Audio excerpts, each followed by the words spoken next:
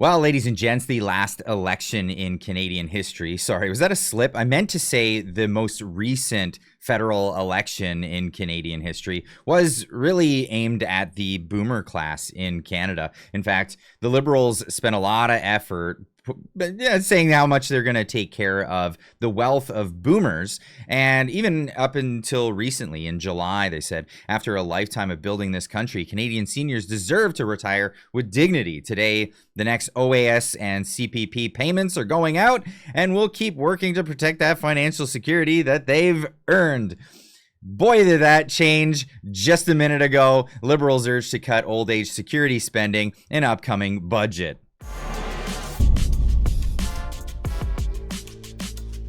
Ladies and gents, welcome back. Hit that like button on the way in. And if you're new here, my name is Clyde. Welcome to the show. The subscribe button is just down there. Why don't we get into this? Now, before we do, let's just talk about pitting people against each other. Well, isn't that the old Marxist way of doing things? The critical theory? That's correct. And we're seeing a lot of that right now. We're going to get into a bit of this. I just want to caveat, I'm not going after boomers. And every time I bring boomers up, there are a lot of boomers that watch this show. I'm not going after you. Believe me, I'm coming to your aid in this one. So before you turn away, let's get into this. This is what they call Operation Squeeze. Sorry, no, Generation Squeeze.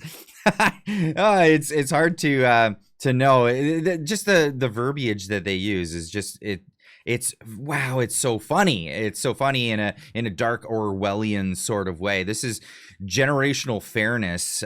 You'll hear a lot of words, verbiage like this when you get into these left-wing think tanks. Generation Squeeze is a charitable think tank.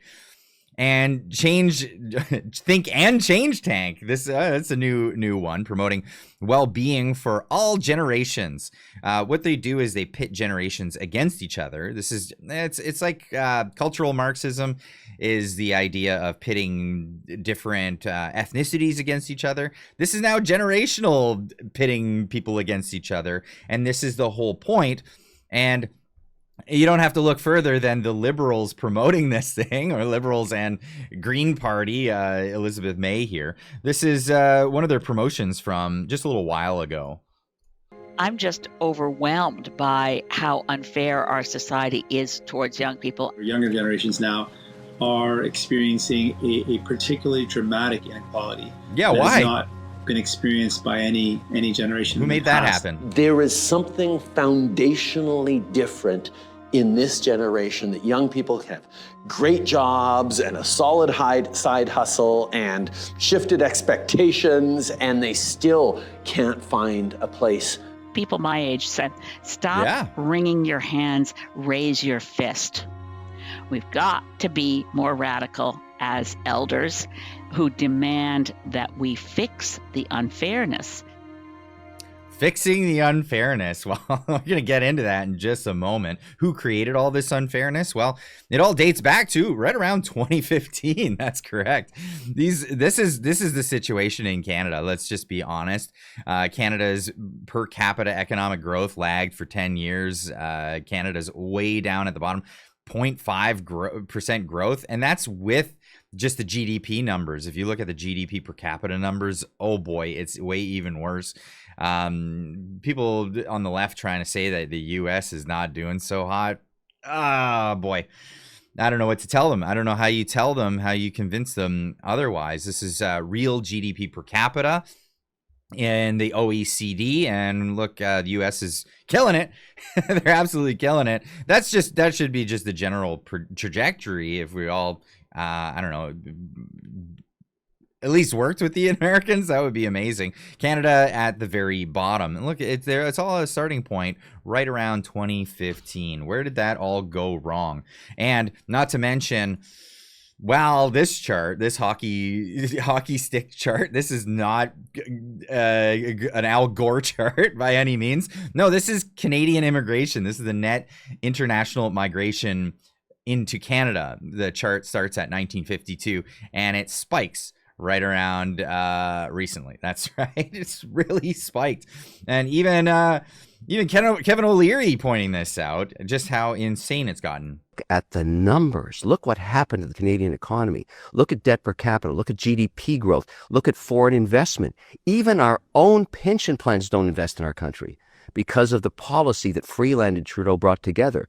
If he was the idiot king, she was the idiot queen. Yeah. That's right. Yeah. Yeah, they were the idiot king and queen for sure. And of course, what did we get in the last election? We thought we're going to get something different, but something else came along and it upset things. And what it was boomers afraid of change. Boomers were like, no, we need something a little more secure. Trudeau was gone and we got Mark Carney, who is going to come in and protect people's pensions. Well, that didn't happen. That's not happening. In fact, now they're looking for excuses to do that. Now, we're not going to cut spending to Ukraine. We're not going to cut spending for projects involving, I don't know, certain companies that may or may not be owned by the Prime Minister himself. Brookfield is getting a lot of investment, let's just say, and nothing is going to be cut from that. But the Liberals have been urged to cut old age security spending in upcoming budget. Kershaw said that the OAS, that's old age security, has drifted too far from its original aim of protecting insecure retirees to padding the comfort of affluence. And there is some truth to this, and this is why it's so effective as a way of getting people to go along with this. Now, of course, as is put in here, people are discussing this on X and saying, under the current rules, retired couples with incomes up to $182,000 qualify for the full $18,000 benefit. This is a benefit, the OAS, old age security, that is being paid out to people who otherwise don't really need it. And this is the thing, like, why is Canada paying this out? Now, at the same time, there are people who do need it. And OAS is not a pension, which is being pointed out by Kale here. OAS comes out of the general tax revenues paid by working class Canadians, not the CPP. So OAS is literally a tax transfer from working Canadians to often wealthy retirees, which is partly true and is partly false. I mean, there are a lot of people that do rely on this, and this is something that they've been promised. And this is a big problem with the ideas of socialism. You get people to become dependent. It's like the sign that's out in the at the edge of the woods on the trail, and it says, "Please don't feed the wildlife." They will become dependent on it, and then that's all they would rely on. So a lot of Canadians were tricked into this idea. Don't invest in your future. You don't have to. At least you don't need to at the end of the day. So they didn't. And what do they get? They get lied to at the end of the day. And this is the first thing that's going to be cut when there's an economic downturn. This isn't going to be something, again, they're not going to tell Zelensky, sorry, pound sand or kick rocks. They're going to tell you to kick rocks. This is it. A lot of advocates are calling on Carney Liberals to start with the biggest line item. Why don't you start with that? Instead of starting with foreign aid, teaching people in foreign countries not to poop on the beach. No, don't start there. Start with the biggest line when deciding where to cut spending ahead of the upcoming federal budget. They're obviously spending way too much money. Kershaw, the head of Generational Fairness Group, oh man, the language, Generation Squeeze, squeezing your generation, that's right, told reporters in Ottawa that $80 billion old age security program desperately needs to be reined in, with federal spending hurling towards a crisis point. OAS is now basically saying they're paying to, people that are basically should not be eligible. They're paying them for this. Now, this all sounds good and fair until you realize where they're going with it. But let's just have a listen here. New ultra-rich boomers are gaming the OAS system.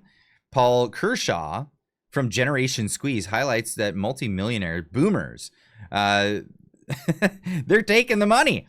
They're receiving the full OAS amount of $814 a month, while young families start to lose their baby bonus only only $34,000 family income. That's crazy. Here we go. Regularly giving advice to Canadians about how they can fine-tune their retirement plans. Their advice is invariably sound, but it also reveals how old age security has drifted from protecting insecure retirees to padding the comfort of affluence. In one recent feature, a couple with $4.4 million in assets was told they could retire early, gift $250,000 to their child, spend $100,000 a year after tax, and expect, quote, only a small OAS clawback.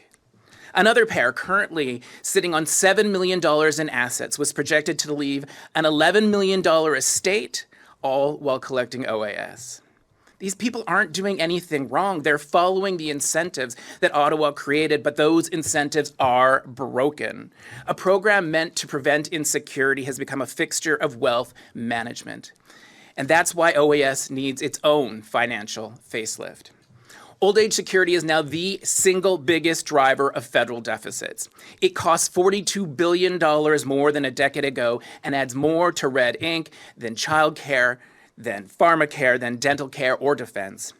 Interest payment on the debt will soon exceed every federal program except OAS itself. This was predicted decades ago. Jean Chrétien's budgets in the mid-1990s warned it. When Mr. Poilievre's party was last in power, he summarized the problem as follows. By the early 2030s, quote, the number of people on OAS will double, the cost will triple, and the number of taxpayers supporting each retiree will fall by half. Similarly, Mark Carney in his book Values offered the same warning. Quote, social welfare systems designed and enjoyed by previous generations will prove, absent reform, unaffordable for future ones. The Prime Minister is right, and OAS is case in point, especially because it is poorly targeted. Today, a retired couple can have $182,000 in income and still receive the full $18,000 OAS subsidy, while families with children begin losing the Canada Child Benefit $100,000 earlier. Younger Canadians already squeezed by housing, tuition, and childcare costs are now paying 20 to 40% more in income taxes to subsidize healthy retirements for boomers than boomers contributed back for seniors in their day. And this is a great way to pit people against each other, of course. Now, are they coming up with solutions? It doesn't take much more than a YouTube search on Generation Squeeze to see what their actual solutions are. Generation Squeeze, they're proposing taxing housing wealth more, incomes less. So why not just target people's wealth? Well, this is awful. And for my libertarian sensibilities, they just immediately, the spidey senses start tingling. Oh, so what are you doing? You're coming in as another governmental agency to add more taxes and remove more property rights in Canada. Now, this is basically all they have for solutions. I love the website. It's solutions, and it's just filled with gripes. And what are some of the gripes? Like, even just more, the grievances are climate change, this kind of thing. But again, let's add more taxes. While the United States is moving in a different direction, I actually appreciate what I hear from the likes of Ron DeSantis right now when he has to say this about property taxes. Level ongoing tax base. No, you should own your property free and clear. I think to say that someone that's been in their house for 35 years just has to keep ponying up money, that is not. You don't own your home if that's the case. So yes, of course, I'd like to see people be able to owe free and clear. And it's interesting because it's like if I go to Best Buy and buy a flat screen TV and put it on the wall, I got to pay a sales tax on it, right? But I don't keep paying tax on it every year. I mean, it's just that's not how we do things. It's like, okay, if you're going to tax something, you tax it at the transaction and then let people actually enjoy their private property free and clear of the government. So that, I think, is the vision. That's the philosophical insight. And if you think about our founding fathers, when they were proposing the Constitution in one of the Federalist Papers, I think it was Hamilton, he's writing about, because, there was opposition to the Constitution. They were making a more powerful federal government than under the Articles of Confederation, and people worried about taxation. And they didn't have, obviously, a 16th Amendment, which eventually came on income tax, but basically you were not effectively allowed to do any direct taxation. It had to be indirect, meaning you couldn't just, I mean, you could theoretically just apply like a tax on land federally, but it'd have to be apportioned among the states, so practically it could never work. So basically, Hamilton's saying, look, the indirect taxes are the most effective, efficient way to raise revenue for the government, because they basically allow the individual to choose how much tax they want to pay based on how much they're consuming. And there's a security, there's a protection against excessive tax in that regard, because if the government raises consumption tax too much, it kills the golden goose, because then it causes people to stop purchasing as much. But he said taxing property is one of the worst forms of taxation, because people don't have a choice in the matter. And you're just basically drilling these folks over and over again on tax. And so it's an issue that I think's pinched a lot of people, but philosophically, it was not the way that that the federal government was constructed. Now, I understand local, there was a history of it, and that's kind of been the norm. But man, I mean, you talk about family of four having the median home price that is purchased in Florida, that's a pretty hefty tax bill right there when you come in after buying a home. When you consider what the average income is throughout the United States of America, the math just doesn't add up, and I think that's why people want relief.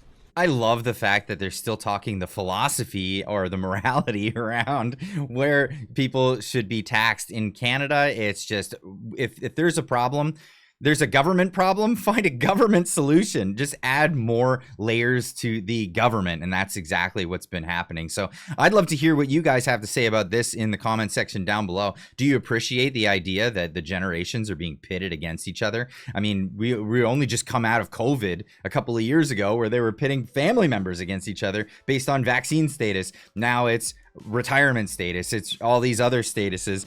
They're just gonna keep coming at you with more of this stuff, and again, if you fall for it, you're just gonna fall for the next thing. I'd love to hear what you have to say in the comments down below. We'll see you in the next one. Keep on trucking.